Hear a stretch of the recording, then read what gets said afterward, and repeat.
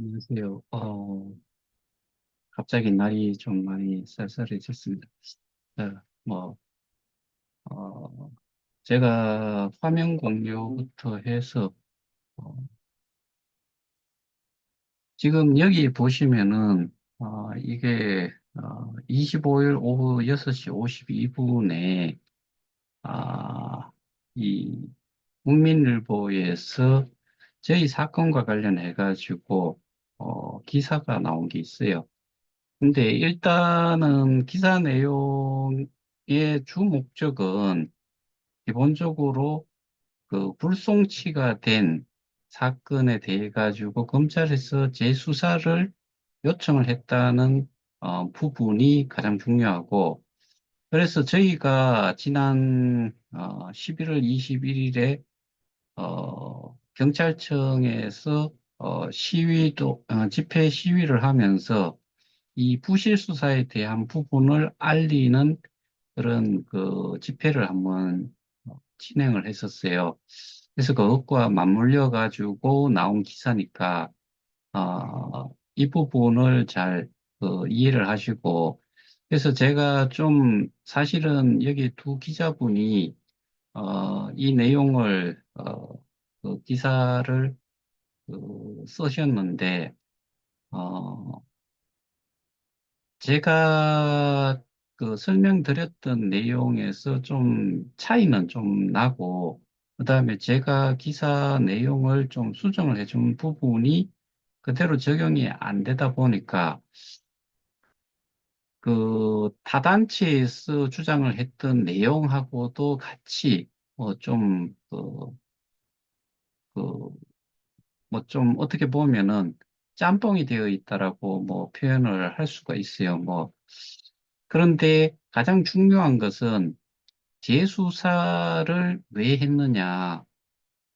저희가 주장하는 것은 부실 수사로 인해서 그랬다는 거, 그 부분에 초점을 두고서 한번 보시고, 제가 이 내용에 대해서는 좀 잘못된 부분들은 좀 설명을 드리면서 넘어가도록 하겠습니다. 자, 한번 읽어볼게요. 검찰이 피해금만 4조 원에 달하는 이른바 콕코인 사기 사건과 관련해 경찰 측에 재수사를 요청한 사실이 뒤늦게 알려졌다. 앞서 경찰은 지난 6월 콕코인 사기 사건 피의자 중 한 명에 대해 불송치 결정을 내렸는데 검찰이 이 같은 검찰 수사 과정에 문제가 있었다고 지적한 것이다. 여기에서 뭐 타이틀도 사기, 여기도 사기라고 이렇게 표현을 한 이유가 일단은 저희는 특경법 업무상 배임으로 저희가 이 사건 고발을 했고, 그래서 우리의 사건이 불송치가 된 거예요. 근데 왜, 어, 콕, 토큰도 아니고 콕코인 사기 사건이라고 이렇게 타이틀을, 그리고 용어를 이렇게 쓰는지를, 제가 기자하고 이야기하면서 사람들이 배임이라고 했을 때는 잘 모른다. 그래서 일단 이전에 나왔던 내용들이 여기 또 뭐 4조 원이라고 하는데 4조 원의 근거가 뭔지도 사실은 제가 이 부분에 대해 가지고 이런 그 기사를 계속 낸 쪽에다가 그 근거를 한번 대봐라라고 제가 이야기를 하고 있는데 그리고 그런 것들을 좀 묻기 위해서 제가 그 공개 토론도 요청을 했는데 저희는 지금 이 금액을 스테이킹이 되어 있는 부분, 그러니까 배임 행위로 지금 저희가 보관되어 있어야 될 수량을 기준으로 했을 때 현재의 거래소의 가격과 그다음에 그 개수를 곱했을 때 그걸 또 원화로 환율 뭐 1,400원이면 1,400원 이렇게 계산을 하면은 지금 상황에서는 거의 3조 5천억 정도가 될 거예요. 근데 여기에 4조 원이라고 한 거는 저는 뭐 통상적으로 3조 원이라고 이야기를 하는데 계속해서 이 내용이 바뀌지가 않아요. 그렇게 아시면 될 것 같고. 그 다음에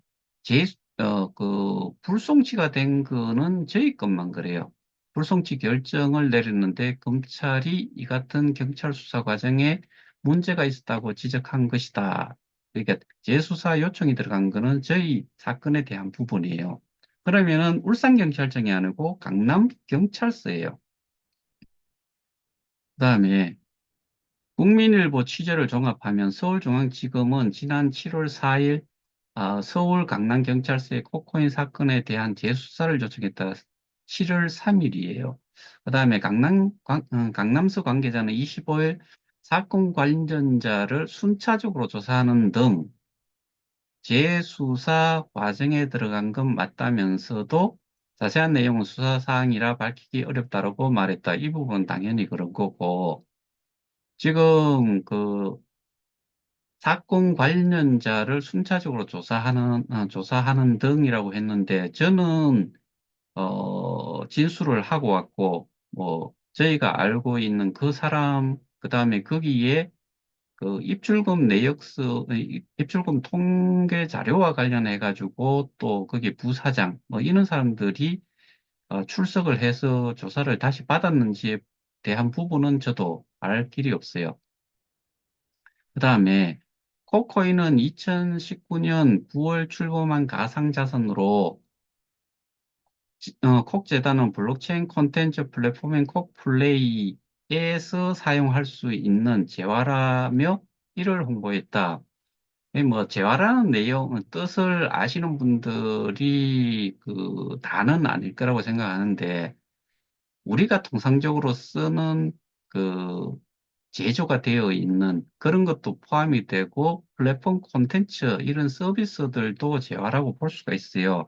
근데 재화라는 용어를 쓰면서 홍보를 한 경우는 사람들이 알아듣지를 못하기 때문에 그렇게까지는 뭐 했겠나 싶은데 이런 내용이 기존의 다른 기사에서 나와 있어가지고 또 그걸 인용을 좀 한 듯해요. 그 다음에 재단은 비트코인이나 이더리움 등 다른 가상자산으로 코인을 구매해 이를 예치하면 매달 4에서 20%의 이자 수익이 난다며 투자자를 모았다. 이것도 마찬가지로 사실은 내용이 잘못됐죠. 재단은 우리가 스테이킹을 하고 여기에서 예치를 한다는 게 스테이킹인데 우리는 비트코인이나 이더리움 등으로도 스테이킹이 가능해요. 그런데 비트코인이나 이더리움 등 다른 가상자산으로 코인을 구매하는 게 아니고요.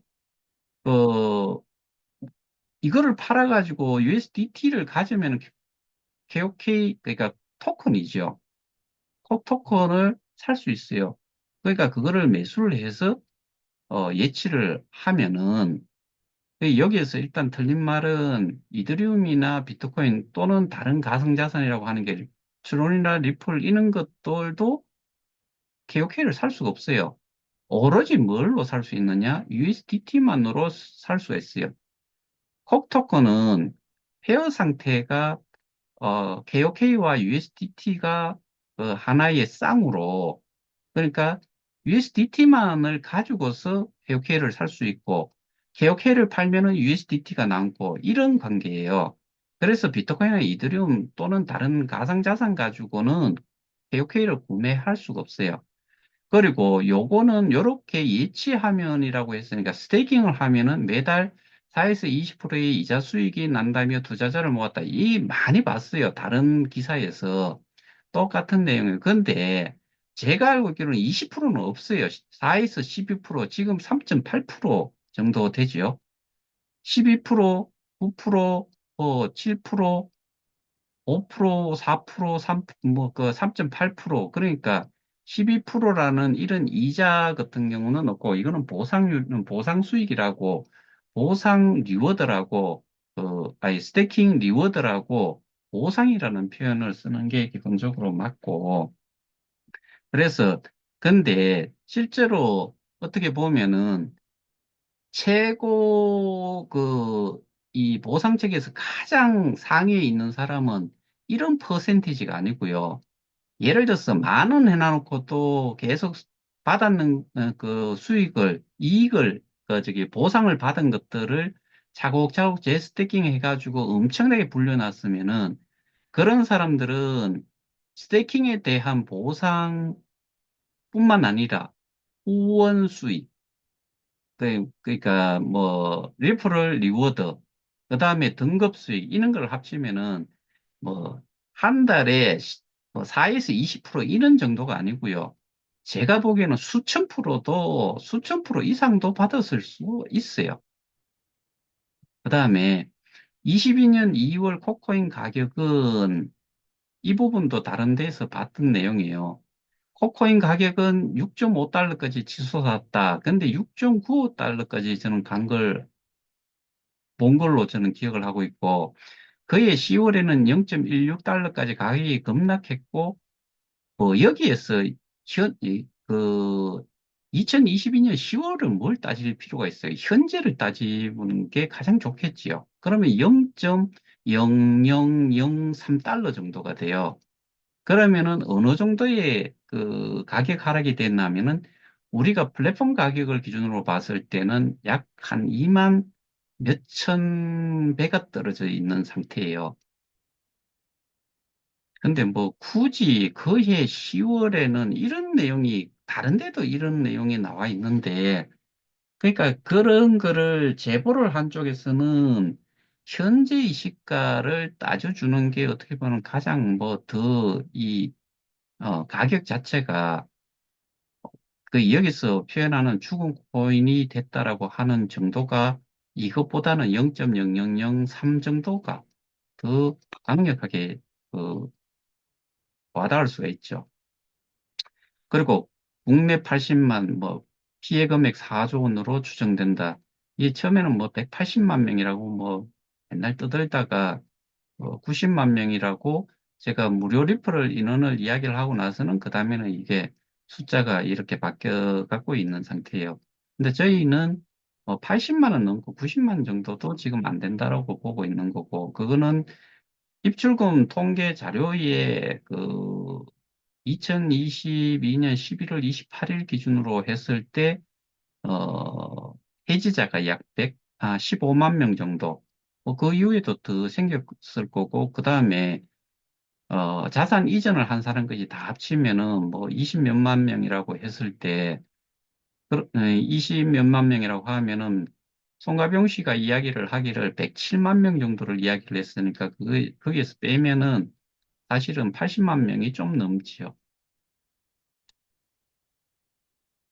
앞서 코코인 피해자들은 지난해 1월 콕 재단의 암호화폐 시스템을 만든 외주업체 대표 김모 씨를 검찰에 고소했다. 우리는 고발했어요.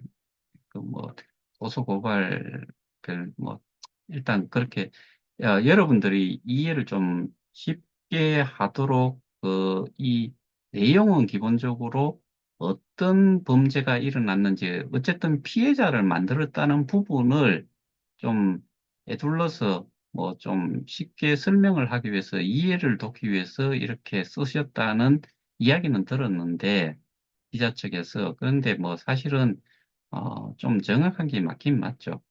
뭐 근데 제가 기자가 아니기 때문에 거기까지는 관여를 할 수가 없고 콕 재단의 암호화폐를 빼돌린 혐의다. 우리는 스태킹 되어 있는 게 중요하다라고 이야기했고, 그 암호화폐, 비트이더 USDT에 이런 것들을 암호화폐라고 하지요. 그러면은 그것을, 어, 지갑을 송두리째 지금 아무도 그 주소를 모르니까 뭐 그게 물리적인 게 아니기 때문에 그래서 우리는 통상 지갑이라고 이야기하는 게 어드레스, 월렛이라기보다는 어드레스, 주소지요. 암호화폐를 담을 수 있는 주소. 그거를 빼돌린 상태고, 거기에서 이미 빠져나간 것들이 꽤 될 거다. 김 씨가 강남에 거주한다는 이유로 검찰로부터 사건을 넘겨받은 강남경찰서는 지난 6월 28일 김 씨가 혹재단의 암호화폐를 되돌렸다는 증거가 불충분하다며 김 씨에 대해 불송치 결정을 내렸다. 요거는 제가 불송치 피사실 요지와 이유에 대한 그 문서를 제가 보내줬기 때문에 뭐 이렇게 이제 표현을 한 것 같아요. 여기에 대해 가지고 제가 이전에 분명히 설명을 다 드렸어요. 이, 증거 불충분이 결국에는 암호화폐 추적기를 통해서 봤는데 못 봤다. 찾을 수가 없더라. 이더 스캐너로 안 된다. 이더 스캔도 사용할 줄 몰랐던 사람이. 그 다음에 제가 분명히 단체 고발자 대표로서 그것도 저희가 당연히 찾을 수 없는 이유를 PPT를 만들어서 그거를 어, 스텝 바이 스텝으로 슬라이드 쇼로 다 보여주고 저희가 이 스테이킹 지갑 주소를 넣지 않았는데도 우리의 개인 지갑에서 빠져나갔다. 그러면 어디로 어떠한 주소가 있어야지 거리로 빠져나갔을 건데 우리가 앱상에서 진행을 했을 때는 그 스테이킹 지갑 주소가 결국엔 출금 주소가 되는데 출금 주소를 넣지 않은 상태에서도 빠져나갔다. 그러면 우리가 실행한 그 앱상에서는 그런 주소를 넣지 않아도 우리 지갑에서 나갔기 때문에 어디론가 분명히 스태킹 지갑으로 이동을 했을 거다. 그러면 우리는 모르지만은 그 앱을 개발을 하고 운영을 하던 쪽에서 당연히 그걸 모르고서 그 스태킹 지갑하고 연결이 되지 않은 상태에서는 절대로 내 거에서 빠져나갈 수가 없다. 그러니까 그런 부분들이 말도 안 된다라고 분명히 설명을 했음에도 불구하고 암호화폐가 있는 그 주소를 찾을 수가 아무도 찾을 수가 없다라고 하고 이 피의자 김 씨조차도 모른다고 하니까 그것만 가지고서 불송치를 내렸다는 게 우리가 주장하는 부실 수사의 큰 부분이지요. 하지만 검찰은 다시 수사할 것을 요청했다. 불송치가 났지만은 재수사는 검찰이 송치된 사건 가운데 경찰 측의 보안을 요청하는 보안 수사 지시와 달리 요거는 송치됐을 때요. 경찰 측에 그 사건에 대해 가지고 보안을 좀 해달라는 보안 수사 지시와 달리 불송치된 사건 중 수사가 미비하거나 불송치된 사건 중 수사가 미비하거나 새로운 증거가 나오는 등 재수사 필요성이 있을 경우 검찰이 요청하는 절차이다. 김희균 서울시립대 법학전문대학원 교수는 검찰이 재수사를 요청했다는 건 경찰 수사에 명백한 하자가 있다고 본 것이라고 말했다. 법학전문대학원, 뭐 소위 말해서 로스쿨이겠죠? 로스쿨 교수가 이 재수사가 어떤 경우에 발생이 되는지 그랬을 때 이 수사에 명백한 하자가 있다고 본 것이다. 그러니까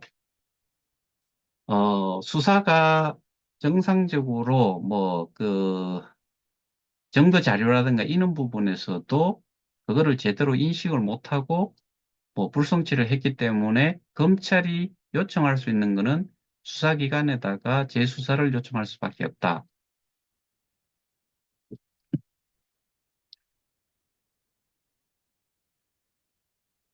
코코인 피해자 대표 여기도 또 이렇게 썼는데 뭐 저는 사실은 피해자 단체 두 개 중에 하나의 단체 고발자 대표로서 어, 지금 일을 하고 있고 그래서 이 표현으로 봐가지고 코코인 피해자 전체를 대표하는 것처럼 표시가 돼 있는데 다른 쪽에서도 이렇게 써놨는데 뭐 다른 단체도 그렇게 표현돼 있더라고요. 그런데 이거는 좀 그렇게 하시면 될 것 같고 지난 21일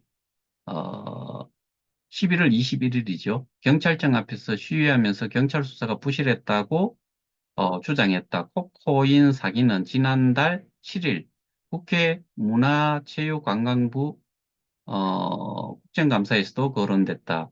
이게 다른 피해자 단체에서 29분간 두 의원을 통해 가지고 다뤄졌던 거를 이야기를 하는 거고요. 피해자들을 대리하는 이민석 변호사, 이 사람이 피해자들을 대리하는 게 아니에요.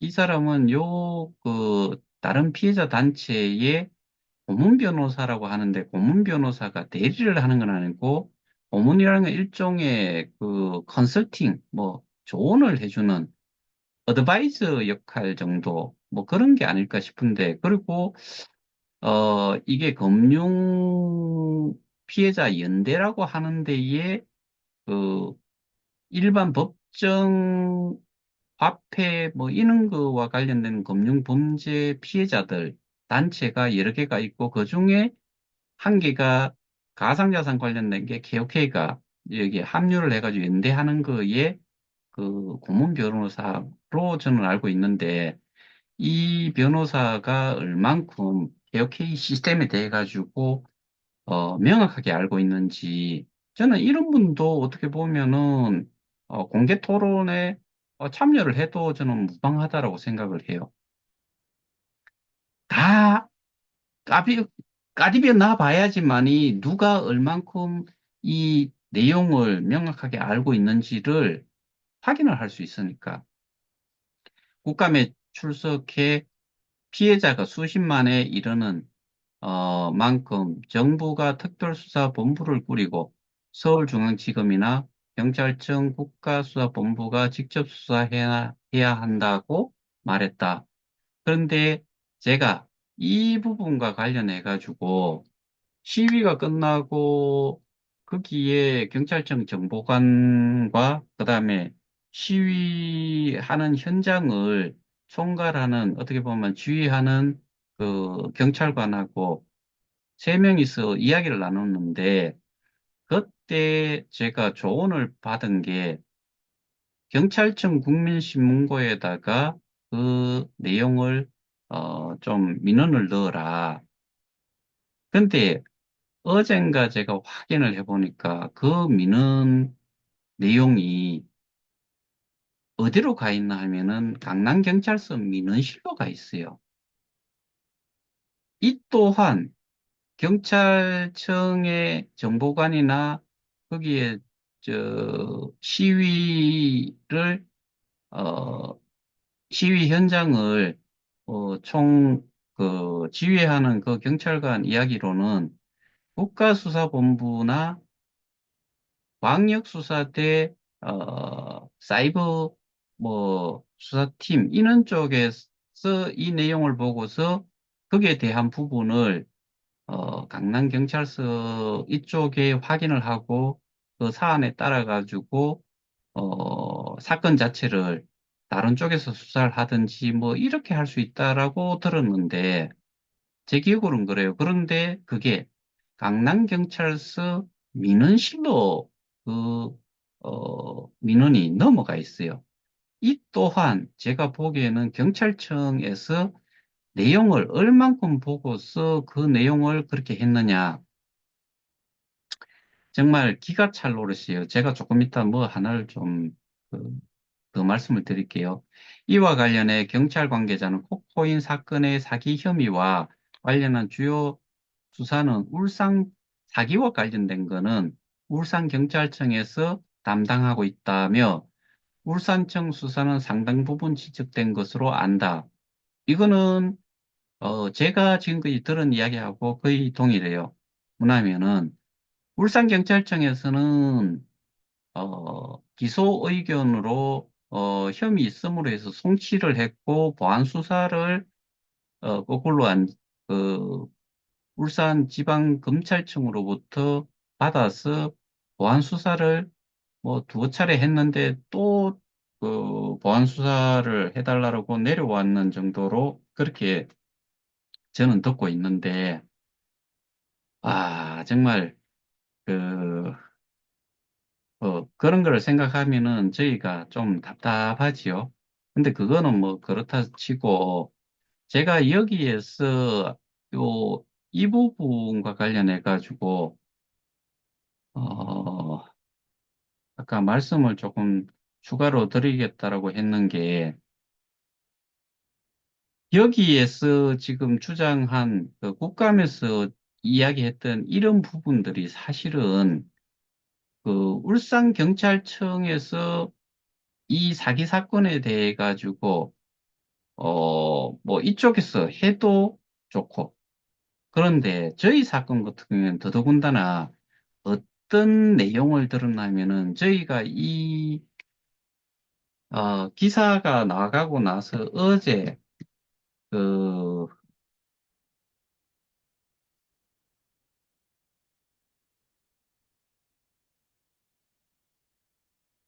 좀 보여드려 버렸네. 어제 그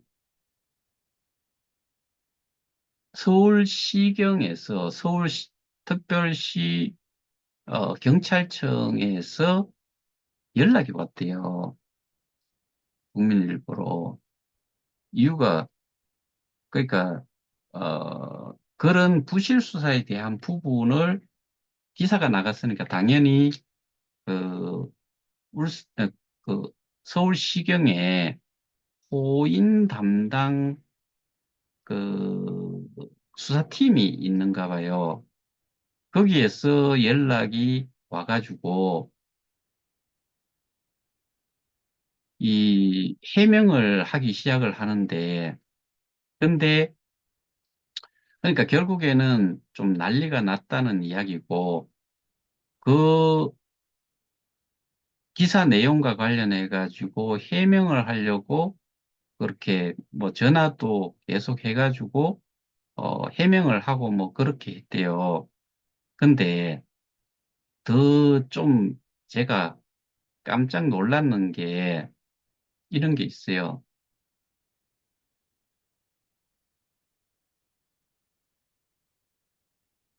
경찰이 한 이야기 중에 그, 어, 그 연락을 한 사람은 서울경찰청의 코인 관련 담당 부서 수사팀 계장이에요. 근데 이분이 뭐 그대로 옮겼겠지요. 그 기자분이 저한테 보냈던 메시지 내용이 뭐냐면은 이번 코인이 수사 인생 통틀어서도 별 5개짜리 최악의 난이도라고 인정하긴 했습니다. 이런 메시지가 왔어요.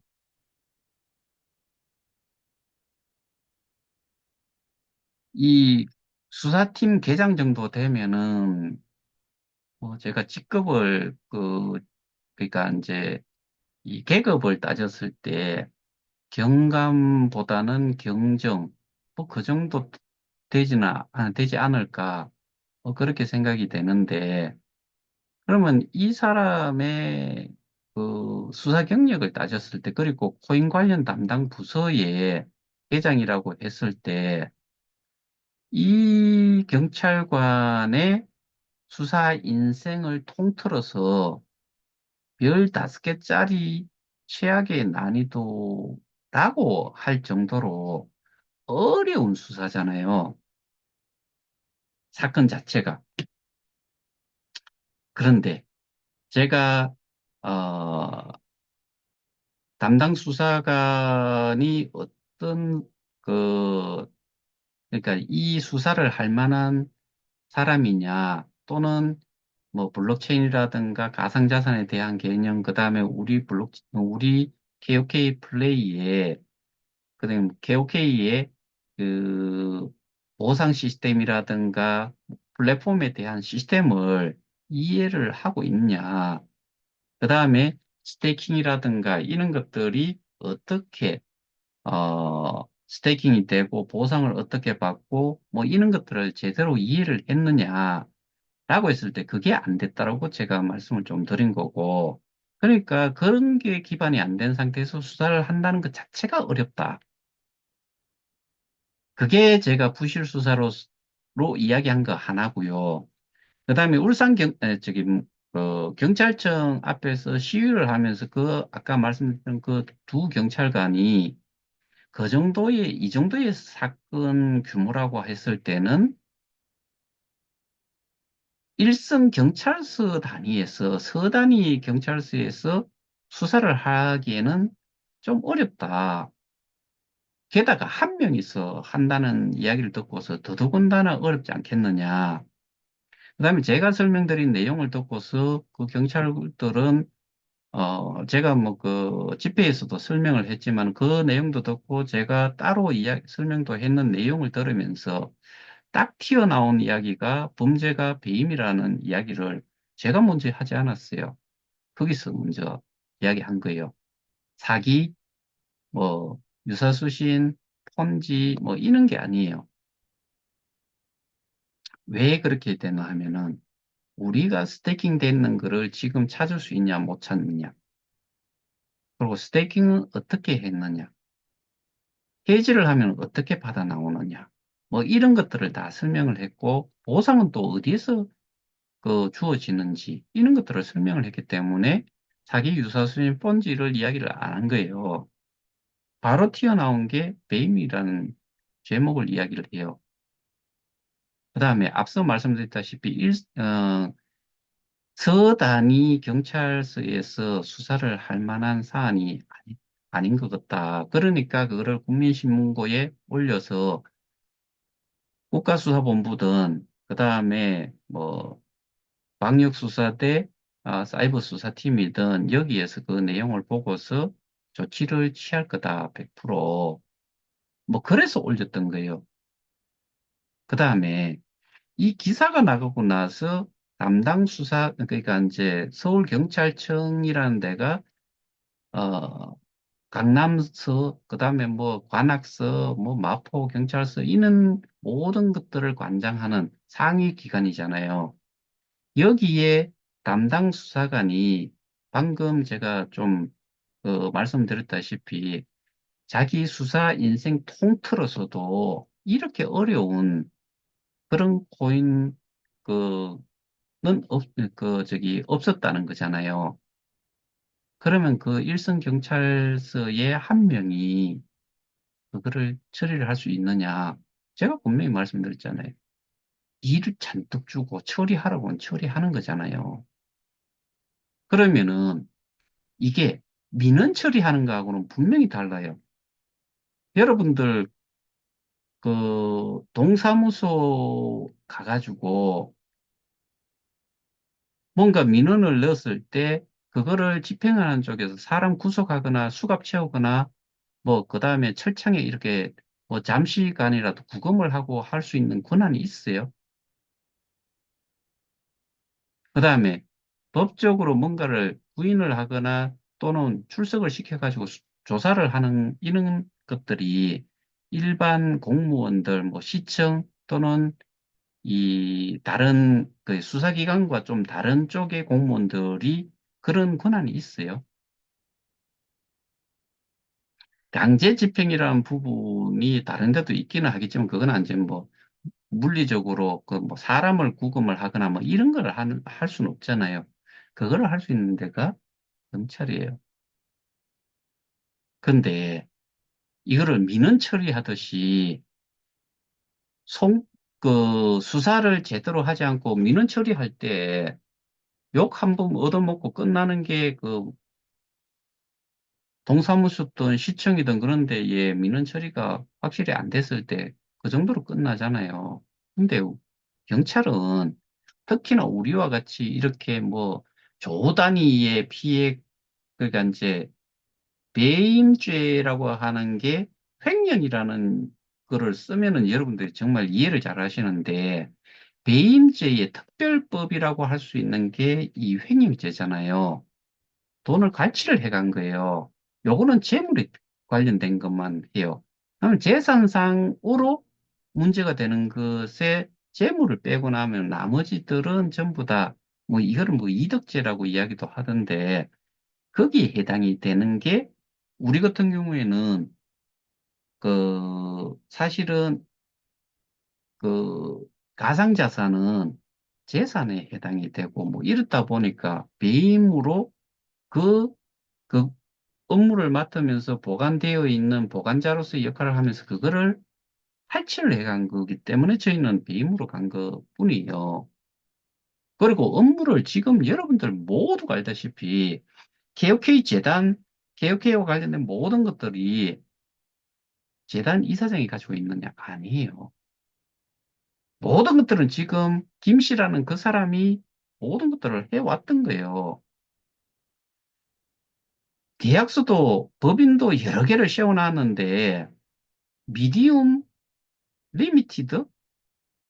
듣도 보도 못한 미디움 리미티드라는 그 페이퍼 컴퍼니 그쪽하고 계약을 시켰다고 해놨고 그거를 자기들이 또 주식회사 미디움이라는 미디움 인코퍼레이션에 또 계약을 해가 3주 후에 해가 갔잖아요. 근데 우리 KOK 공지사항의 주처는 미디움 리미티드 계속 나왔었어요. 그게 이름이 바뀌었다고 메타엠으로 나오고 우리 그건 들어봤지요. 미디움 인코퍼레이션 미디움 INC라고 본 적이 없잖아요. 근데 미디움 INC의 사람들만 나타났어요. K스테디움 PT라고 하는 것 자체도 전부 다 그 사람들이에요. K스테디움 PT가 뭐예요? KOK 공지사항에 계속 나온 운영사예요. 그리고 그걸 설립은 KOK 재단에서 했다라고 분명히 그 공지사항에 나와 있어요. 근데 지금 누가 장악을 하고 있고 누가 대표이사냐 하면은 그 김 씨예요. 김판종 씨. 그러면은 업무도 다 그 사람이 해. 뭐, 그 관련된 사람들이 다 하는 거죠. 그 다음에 이 앱 자체를 누가 개발을 했느냐? 아까 이런 외주업체에서 뭐 만든 뭐 플랫폼 뭐 이렇게 표현을 했는 것 같은데, 그런데 여기는 앱 개발을 해준 거예요. 개발이라는 표현보다는 업그레이드죠, 뭐, 일종의. 구버전에서 신버전으로 넘어간 거고, 근데 거기에 몇 개 뭐 기능을 넣겠다고 하니까 한 개도 쓰지 않은 그냥 기존 거나 똑같아요.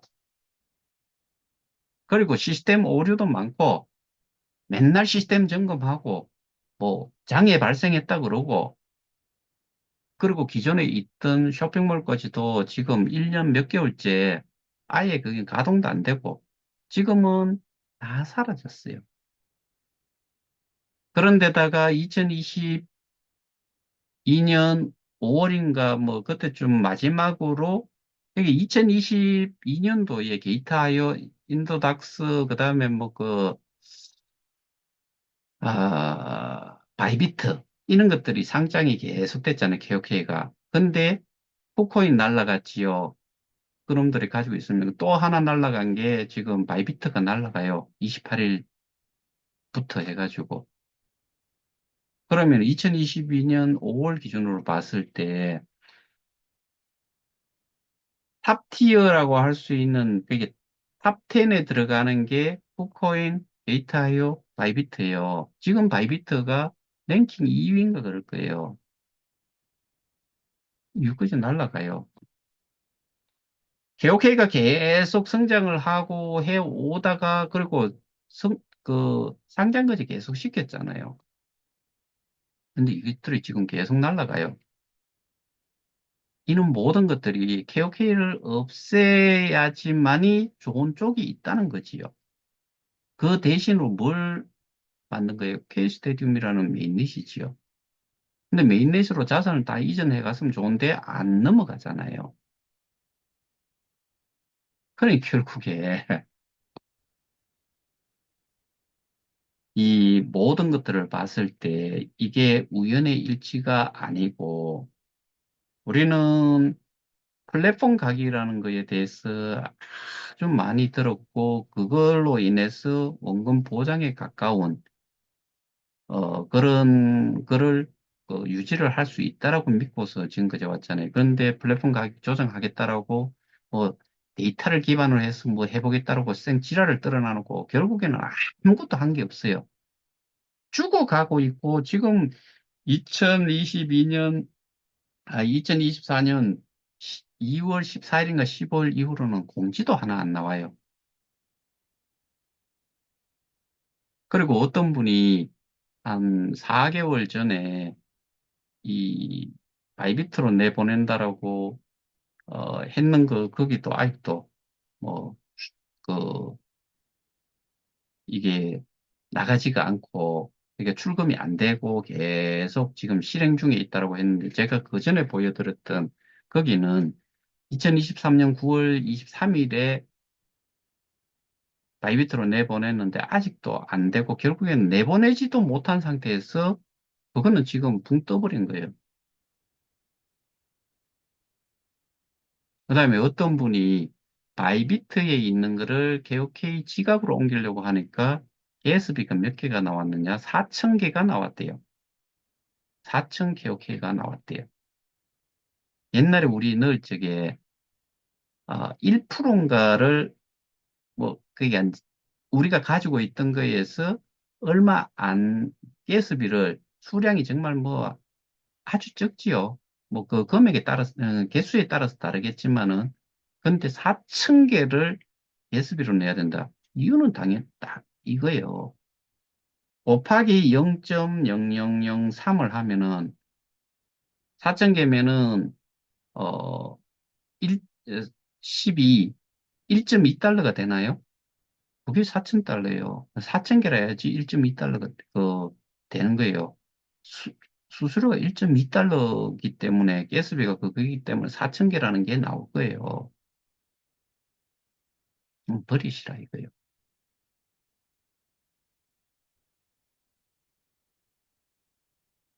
이 모든 것들이 어디에서 문제가 발생이 됐는지 여러분들이 아셔야지요. 그리고 오늘 제가 설명드렸던 내용에 바로 잡는 부분도 그 뭐 기사를 잘못 써줬다라고 이게 그 우선이 아니고요. 저는 이 기사는 아, 서울시경에서 그다음에 경찰청에서 난리를 지게야 되고요. 그다음에 이 수사를 현재 일선 수사 그러니까 경찰서에서 수사를 해서는 절대로 안 된다. 전면적으로 지금 했던 내용을 가지고서 정말 쉬워요. 어떻게 보면은 제가 설명드리고 그 진술을 한 내용을 기반으로 했을 때 조금만 개념적으로 이해를 하고만 있다면은 이거는 정말 심플한 내용이에요.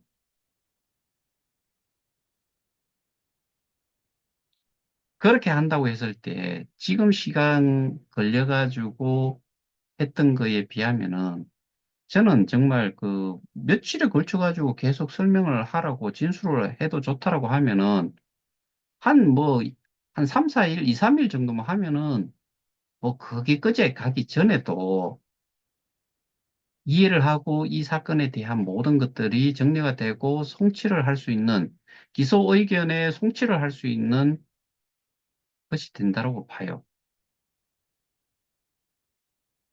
근데 지금 시간이 얼마 걸린 거예요? 우리가 2023년 1월 25일 대금 고발을 시작으로 해가지고 그해 3월 초에 강남서로 넘어갔으니까 그때 기준으로 지금 따지면은 1년 6개월, 7개월, 8개월 이 정도 됐지요. 이걸 며칠 만에 할 수 있는 거예요. 제대로만 본다 그러면은. 그리고 이거 한 사람이 사실 아까 뭐 그렇게 최고 난이도 다른 코인 사기에 비해 가지고는 이거는 복잡해요. 분명한 거는. 그래서 제가 그 오늘 그 이 기사를 말씀드린 이유는 재수사라는 것 자체가 부실 수사가 있었기 때문에 그 재수사 요청을 저는 기본적으로 그러니까 부실 수사 되는 부분도 있고 증거가 명백한 게 있는데 그것조차도 저쪽에서 모른다고 하니까 그냥 그 담당 수사관이 제가 처음 들었던 이야기가 저희 변호사하고 통화를 하면서 뭐 수사권, 수사 종결, 그다음에 울산경찰청으로 이첩, 뭐 이런 이야기를 할 정도였으니까 시작과 동시에 거의. 그러니까 수사 의지도 처음부터 없었다라고도 생각이 되고. 그래서 이 부분을 제가 계속해서 이야기를 해왔고, 그거를 좀 확인을 하기 위해서 얼만큼 수사를 어떤 식으로 했는지, 얼만큼 부실 수사를 했다라고 할 수 있는지를 녹화실에서 진술을 하고, 그걸 녹화를 다 하는 것을 원했고, 그게 아니면은 저는 그 녹화 조사실이 아니면 조사를 안 받겠다라고, 진술을 안 하겠다라고 이야기를 해갖고 그렇게 한 것도 있으니까 그런 것들이 전부 다 넘어갔을 때 그 기록을 없앴다라고 하는 거는 제가 보기에는 그것도 말이 안 되지요. 그렇게 했다라고 하면은 이건 정말 경찰의 시스템이 완전히 엉망이라는 거죠. 우리 사건이 넘어가고 나서 일주일 정도 그 예전에 뭐 이봉호 씨라는 사람이 5일을 찾아가가지고, 월요일부터 매일 가가지고, 금요일 가가지고, 우리 사건을 서울중앙지검에서 넘어온 거를 찾아낸 거예요. 근데 그 사이에 뭘 보여줬나 하면은, 그 사람들이 헷갈린 게, KOK 사건은 맞는데, 고소인지 고발인지, 어디가 또 했나 하면, 똑같이 저희 다음 날인가 해가지고, 다른 그 단체에서, 그 고발을 대검을 통해서 했는가 봐요. 똑같이 그 서울중앙지검을 거쳐갖고 강남서로 다 이첩이 됐는데 그거를 다시 울산경찰청으로 옮긴다고 하니까 그거를 회수를 해갔다라고 그러니까 그거를 취하를 했다라고 그렇게 알고 있어요. 그 사건하고 우리 사건하고 그거조차도 헷갈려가지고 일주일을 또 빼먹은 거예요. 2월 9일이 넘어간 게 3월 초에, 3월 6일인가 제 기억으로 그런데 거의 한 달을 그 사건조차도 접수를 못했어요. 이게 강남경찰서에서 그동안 했던 일이에요. 그런데 수사관이 또 네 번 교체가 됐지요. 그 사이에 정말 이 표현을 하고 싶은데 개또라이 같은 피해자들이 또 있었어요. 세 명인가가 거기 찾아가가지고 제가 어떻게 알겠어요? 명단을, 개인정보를 제가 뭐 알아서 쓸 수도 없는데 그 개인정보를 가지고서 고발에 참여를 했는 사람들 중에서 세 명인가가 찾아가가지고 자기는 여기에 단체 고발에 참여를 안 했다라고 이야기해서 그것 때문에 일시적으로 취하를 하고 바로 저희가 위임장만 따로 있는 걸로 해가지고 인원 정리를 좀 해가지고 다시 고발을 접수를 다시 시켰어요. 그때 그 전에 팀장이 바로 연결을 시켜서 수사를 연속적으로 하는 걸로 해주겠다라고 이야기해서 바로 그 자리에서 그 고발 자체를 한번 취하를 하고 바로 연결을 해가지고 한 2주일인가, 일주일인가 2주일 걸렸어요. 그리고 나서 바로 고발 조치를 하고 그 사건 자료들이 전부 다 그대로 연결이 돼가지고 넘어갔는데 그렇게 해야 4명의 수사관이 교체가 됐고 그때마다 무조건 하고 업무 인수 인계를 해야 되는데 서류만 보고서 업무 인수 인계하고 그동안에 했던 거를 또 제가 설명을 하고 한다고 해가지고 제대로 기담만 듣고 했으면은 그게 지금과 같이 이렇게 시간이 쭉 흐르지도 않았을 거고, 그 다음에 전문성이 어느 정도 있어야 되고, 일관성도 있어야 되는데, 수사관이 4번 받겠다는 이야기는 일관성이 아예 없다는 이야기고요. 그 다음에 전문성은 더더군다나 이 블록체인에 관련된 개념, 가상자산에 대한 개념, 그 다음에 우리 가상자산 사업의 시스템에 대한 이해, 이런 것들이 없는 상태에서 뭔 놈의 수사를 할 수 있냐는 거지요.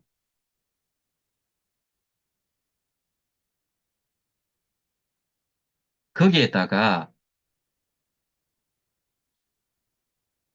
인터넷의 이 속성상 저희 것도 다른 데에서 이렇게 거의 유사하게 해가지고 다른 기사에도 이렇게 벌써 많이 올라와 있어요. 그러면은 이전에 다른 쪽에서 제보를 하고 기사 내용 나가는 거 아까 제가 설명드리면서 어디에서 인용해 썼다라고 이야기하는 내용들 그게 대부분 하- 하나가 나온 거를 또 다른 쪽에서 뭐 짜집기 식으로 해가지고 또 쓰고 해가 도배가 돼 있는 내용 때문에 경찰관도 헷갈려, 정치인도 헷갈려, 언론사도 헷갈려 이런 상황이 돼버렸어요. 그래서 제가 타이틀조차도 우리는 업무상 배임으로 해야 되는데 사기로 나왔길래 그냥 또 뭐 기자의 의견이 좀 그래서 그것도 맞겠다 싶어 그냥 놔둔 거예요.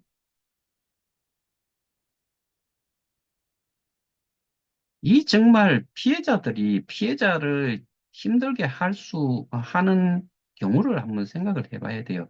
그래서 제가 이런 주장에 대해 가지고 우리 다른 단체, 피해자 단체에도 거기에 대해 가지고 이야기를 좀 하자고, 공개적으로 좀 해보자고, 모든 사람들이 지금 현실적으로 어떠한 오프라인에서 뭐 토론을 하고 뭐 미팅을 가진다고 해가지고 모두가 알 수 없잖아요. 이거는 불특정 다수가 어떠한 장소든 어떠한 시간대든 볼 수가 있다. 그러니까 주장에 대한 부분을 확실하게 피해자들한테 같이 좀 알리자라고 하는데도 하지도 않고,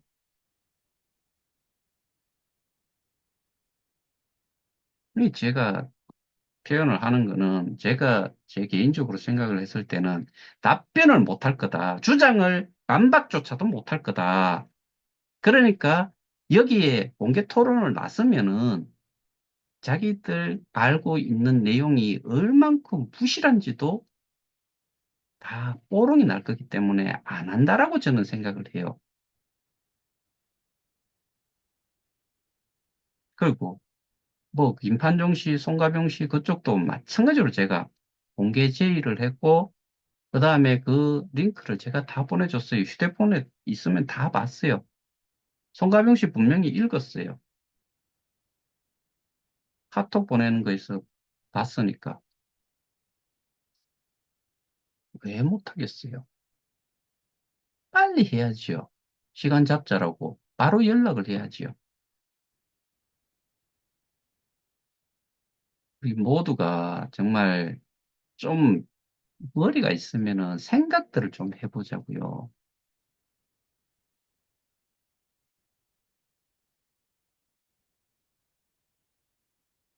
그래서 부실 수사에 대한 부분이 부각이 이번에 확실하게 좀 됐다는 느낌을 받는 게 당장 그 관할 경찰서의 그 상위 기관이 서울시경인데 기사가 나가자마자 뭐 연락이 오고 해명을 하고 거기에서 뭐 수사 인생 통틀어 가지고 또 최악의 난이도의 사건이다. 라는 식으로 이야기했다 그러면은 이게 일선 경찰서에서 할 수 있는 정도의 수사였느냐 이런 부분들을 우리는 알자고요.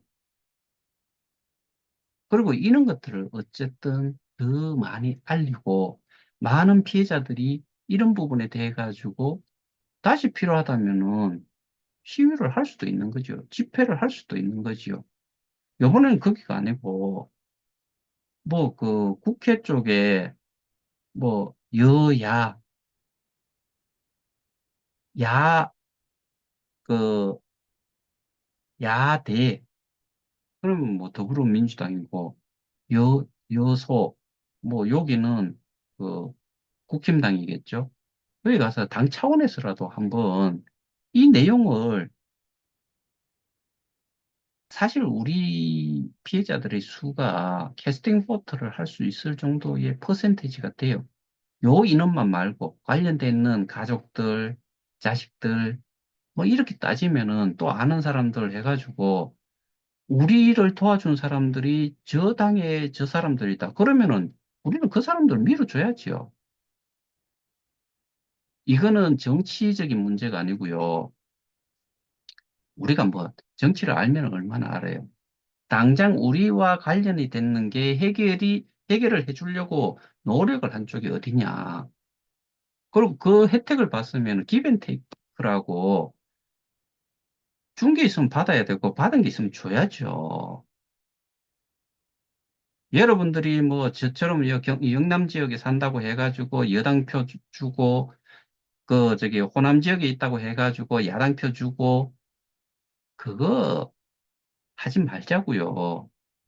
우리는 우리를 살려주고 정말 우리 숨 꼴까닥 넘어갈 정도의 상황 아니에요. 그러면 그런 국회의원들한테 표를 주자는 거고 거기에 관련되는 대통령 쪽에 대선 때 거기다 투표를 하자고요. 캐스팅 보트 역할을 할 수 있을 정도의 숫자 아니에요. 총선은 모르겠는데 대선은 있잖아요. 5% 내외예요. 제가 지금까지 본 걸로는 뭐 삼김이 나왔을 때를 제외하고는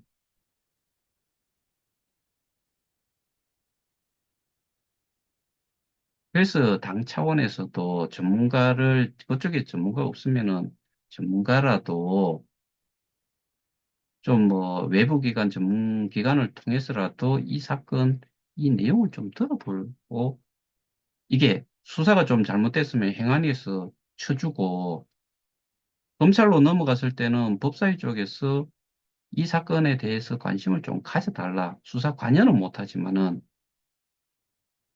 이거 해야 되는 거 아니에요. 그러려 그러면 적어도 피해자들이 알 거는 제대로 알고 그 다음에 흩어지는 게 아니고 모여야지요. 그걸 하기 위해서 제가 다른 피해자 그 비상대책위원회라고 하는 거기에다가 공개 토론하자라고 이야기를 하잖아요. 근데 왜 못해요? 맨날 뒤에서 뭐 저보고 키보드 워리어라고 이야기를 했잖아요. 방구석에 앉아가지고 이거 저기 키보드만 치가지고 일한다고 이야기했잖아요. 공개 토론하는 거 이런 내용은 밖에 예를 들어 제가 요 꿈이 시내 요 시내에 있으면 거기는 정말 스팟이에요. 점 하나에 해당밖에 안 돼요. 이거는 휴대폰 갖고 다니면 휴대폰에서 다 보지요. 그 노트북 가지고 있으면 노트북에서 다 보지요. 어디에서나 다 볼 수 있는 거예요. 이게 활동하는 거에 있어가지고 그 사람들이 이야기하는 방구석에 처박혀가지고 하는 일에 비하면은 그거하고 비교가 안 돼요. 이건 자기들이 어디 쫓아다니고 하는 거, 그 지역에 있는 사람, 그 몇 명만 볼 수 있는 거예요. 그런 게 생각이 안 되세요? 근데 이렇게 공개 토론하자고 했는데 뒤로 빼고, 빼는 이유는 뭐, 당연히 저는 그렇게 생각해요. 반박 못할 거예요. 저하고 이런 내용으로 이야기를 했을 때. 쪽팔려서 안 나오는 것 같아요, 느낌상으로. 그리고 아는 것 자체, 뭐 증거라고 이야기하는 부분, 그 다음에 뭐 이런 것들을 이야기하다 보면은 제가 이야기한 거를 벗어날 수가 없다라고 저는 확신을 해요. 그러니까 여러분들 피해자들이 어느 누구든 이걸 좀 공개 토론에 좀 참여하라고 저쪽에는 독촉을 좀 하고 이래가지고 공개 토론하면서 니들이 주장하는 거, 뭐, 그, 그 사람들 표현을 하면 관종 저기에 그 유튜브 하는 허재백이 하고 이야기 한번 해봐라. 나도 양쪽 이야기를 좀 들어보고 판단을 좀 할게. 이런 기준을 세워줄 수 있는 그런 거 한번 하는 거 당연히 참석해야 되는 거 아니에요? 왜 못해요?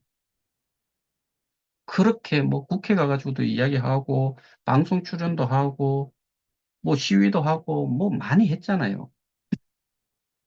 이건 뭐라고?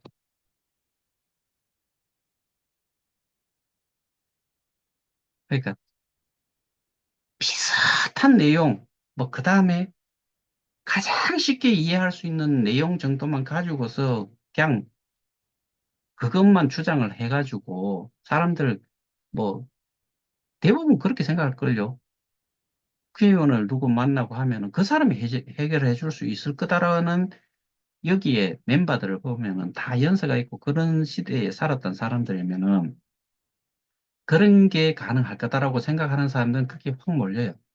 근데 가면 시간 지나면 지날수록 거기 또 어떻게 돼요? 거의 와해처럼 뭐 별로 하는 거 요즘 뭐 좀 듣는 소리가 없어요.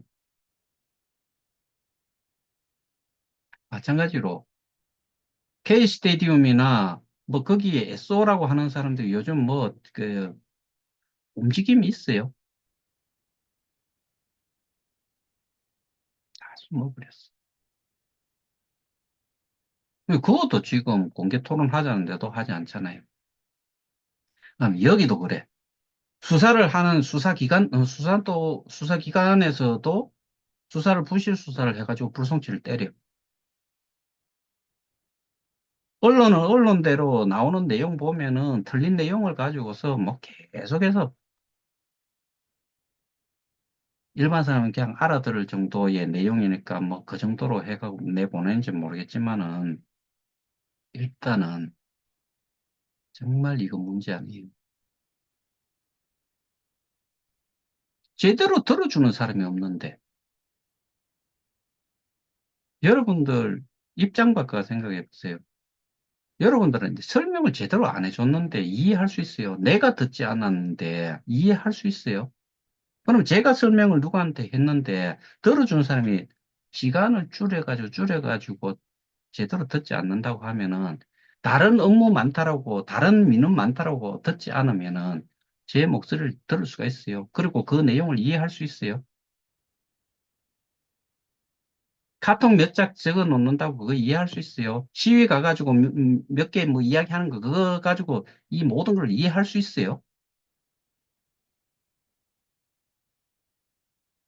정말 저 입장에서는 답답함 그 자체예요. 그래서 저는 이번 이게 부실 수사라는 거를 몇 가지를 통해 가지고 뭐 부실 수사했다라고 하지 않더라도 제가 설명드렸던 그런 내용을 기준으로 봤을 때 부실 수사라고 객관적으로 어느 누구든 똑같이 생각할 수 있을걸요. 그러면은 우리 입장에서는 여러분들 입장에서는 조그만 이제 그래도 그 마음의 여유를 좀 가질 수 있는 거고 근데 거기에 대해 가지고 일을 진행을 한다 그러면은 저는 더 바빠지겠죠.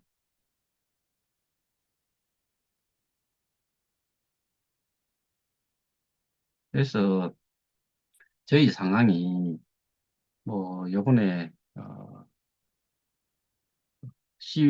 시위하고 맞물려가지고 기사까지 그렇게 잘 진행이 됐고 뭐 비록 그 숫자는 적었지만은 더 큰 효과를 아웃풋을 좀 냈다 저는 그렇게 생각을 합니다. 그래서 그렇게 참여해 주시고 동참해 주신 분들한테 다시 한번 무리 수교 감사드립니다. 오늘은 여기서 마치겠습니다. 감사합니다.